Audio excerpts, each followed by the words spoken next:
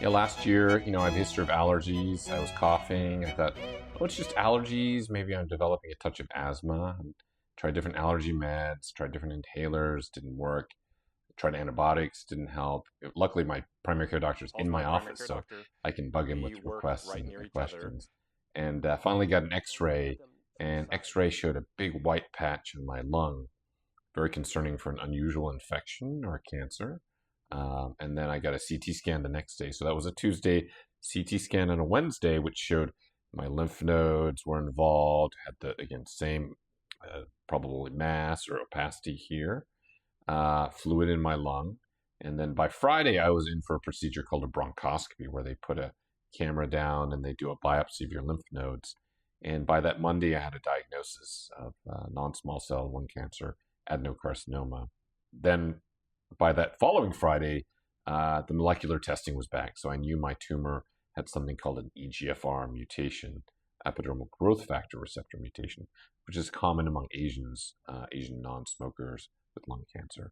In a way that was fortunate for me, because there's a great treatment for this. It's called Tagrisso osimertinib. But unfortunately, the treatment doesn't last forever. So my tumor may develop resistance for this. For Memorial Day, I was supposed to start my treatment. I had a severe allergic reaction to one of the nausea medications, had to go to the emergency room, had to be in the hospital, and then they kept me overnight because they needed to drain a lot of fluid from my lung, about 1.8 liters. Felt better, went home, and was able to start immediately on my oral therapy, which is the medication I talked about, the Tagrisso, and then they rescheduled my chemotherapy for that Tuesday, right after Memorial Day. So now we're at summer. I've got chemotherapy every 3 weeks, and I've got, the symptoms associated with that, some nausea, some vomiting, a lot of fatigue. It's kind of a haze at this point, but I did think, or even in June, which is right after I got diagnosed, I'm in this unusual situation where I could actually teach a class about my own illness. So I reached out to students I'd worked with before, and they were so kind. Students Longsha Lu, Richard Liang, and Stephen Trong, and they were very kind and volunteered to help me set up this class. And then that fall of last year, we had a class about my case. So every session was started with my observations, my reflections on what was happening to me, relevant to the topic. So of course we started with diagnosis, but then we also covered topics such as nutrition, caregiving, spiritual care, access to healthcare. So these were all great topics to cover, where I would speak, and then we would have a guest speaker or a panel or both, have a discussion about the topic, and then open it up to questions from the students.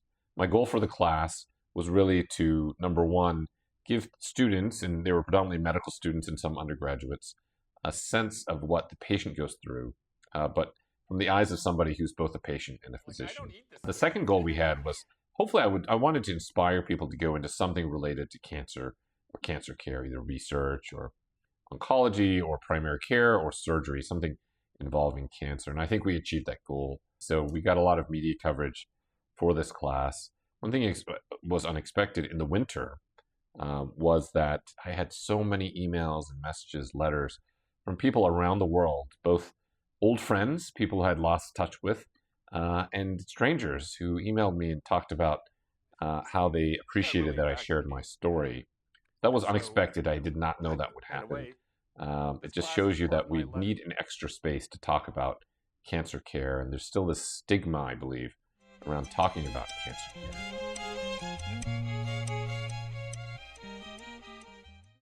So, getting all these letters, all these messages, and this leads up to New York Times publishing an article about me in the winter in February, which was, again, caused me to get more messages of appreciation and thanks and questions. Our Center for Asian Health Research and Education. So I co-founded this center 7-8 years ago with my colleague, Dr. Latha Palaniappan.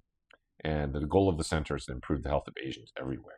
Lung cancer in non-smokers, never smoker Asians was always a priority area of ours, and we had made it a moonshot goal to move the needle in this area in terms of screening, in terms of treatment, we had already thought about, but spurred on by my diagnosis, we had a lung cancer summit in March of this year.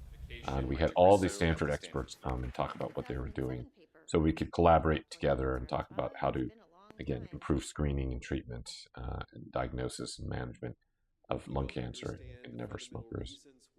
And then that brings us up to today. I was very luckily this spring invited by Dean Minor and the graduating the committee for graduation to be the speaker for the medical school class at Commencement. So I'm really thankful, very grateful, and honored that they invited me to speak. Sing it for your own mom, 接下 sing it 来 for your 林 own 医生 dad, 将会分 sing 享 it for your own 在湾 kids, 区服务 or sing 养 it 医 for 病 someone 患的 who's 经 special 验 here 如 today. 何启发 Please 了 don't 在史丹福大 take 学 my 儿童 sun, 教育 shine 中 away. 心